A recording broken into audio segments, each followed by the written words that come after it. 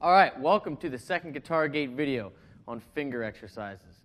So, if you've never played guitar before, you need finger exercises because you need to build strength and dexterity so you can actually get your fingers to do what you want them to do. So what I'm going to show you is just like running a lap in gym class. There's no harmonic value at all. It doesn't sound good, but we're building strength, we're building dexterity. It's very important. And you're going to get calluses on the tips of your fingers. And it's going to hurt in the beginning. But you're just going to have to deal with it because that's pretty much what happens. So before we start, the first thing I want to talk about is your pick. Now, there are lots of people out there that don't use picks, and that's fine. If you have no preference, use a pick. Use a regular celluloid or Tortex pick. Don't use metal or anything crazy like that. Use a regular medium pick. As you play, your preferences will change. And, if you want to go to a heavy, if you want to go to a light, you'll make that change, as you progress through your playing. Now, you want to hold it perpendicular from your thumb. So you don't want to have it coming straight out from your nail like that. You want to have it coming out dead sideways from your thumb. And when you play, you want to be picking with your wrist and your hand. You don't want to be doing a lot of elbow, a lot of shoulder.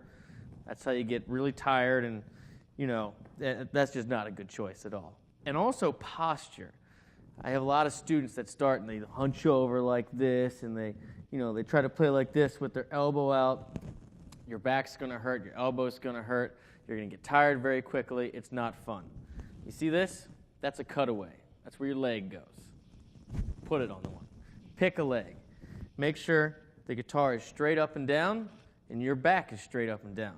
So that when you pick, again, perpendicular, you're picking straight down on the string and you're using your fingers and your wrist. All right, so now when we talk about which fingers to use, it's 1, 2, 3, and 4. There's no number for the thumb, okay? So what we're going to do is we're going to place our first finger behind the first fret of the 6th string, and we're going to play it. Then we're going to place our second finger behind the 2nd fret and play it. 3rd finger, 3rd fret. 4th finger, 4th fret. Now when we do this, it's important to alternate pick. That means we're alternating down and then up. So this will be a downstroke, upstroke, downstroke, upstroke.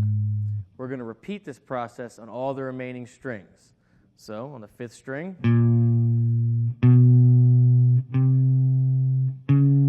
4th string, again, up, down, up, 3rd string, down, up, down, up, down, up, all the way to the 1st string. Now when you get here, I want you to slide your pinky up 1 fret. This is up. We're going up in tonal value. This would be down. All right, so our pinky is going to slide up to the 5th fret on the 1st string, and now we're going to do the reverse. We're going to go backwards. So 4, 3, 2, 1 on each string. Now we're still alternate picking.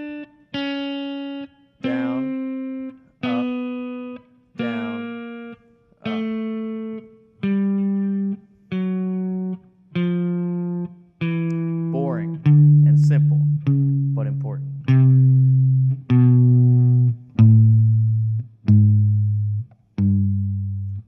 Now when we get back to the 6th string, we're going to take our first finger and slide up to the 3rd fret. So we're going to repeat this whole process all the way up the neck to the 12th fret. I recommend doing this with a metronome. Now first, I want you to start very slowly. It's very important that you're accurate. You don't go for speed yet. Speed is very easy to teach. It's very easy to get, anybody can be made very fast. It's the accuracy which you need in order to build the speed. So you want to make sure each note rings out. You can hear it clearly. It's all audible. There's no buzzing.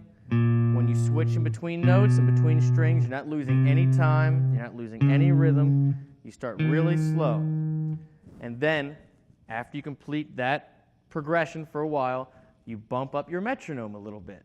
And then the next week you bump it up a little more, and you bump it up a little more. This process we're going to use for scales and everything, and that's how you build speed. So when you complete this lesson, this is what I want you to see.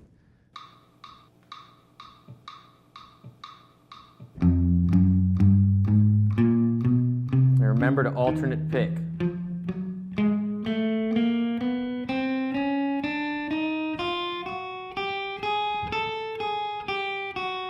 And don't cheat.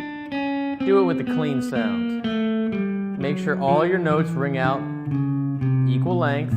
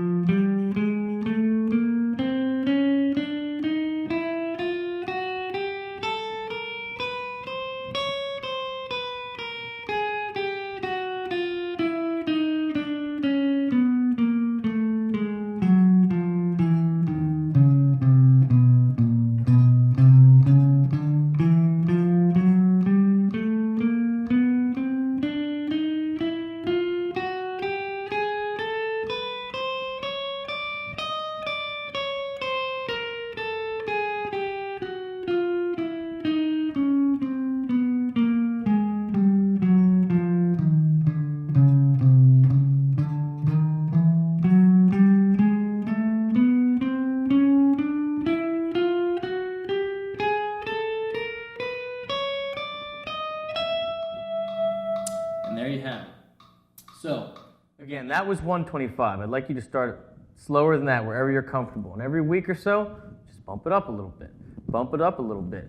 You won't notice the change immediately, but if you do that for, 3-month period, by the end of the 3 months, you can be as fast as you'd like to be. One more thing. I want you to try some other exercises. Just for you. So instead of just going 1, 2, 3, 4 over and then 4, 3, 2, 1 back, just like we did, try mixing them up. So 1, 2, 3, 4. Then maybe on the next string go down. Remember to alternate pick. How about skipping strings? Certainly a workout for the right hand.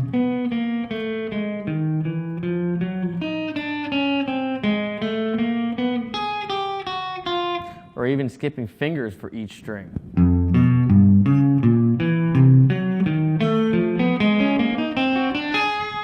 I want you to have fun with it. Work your little piggies.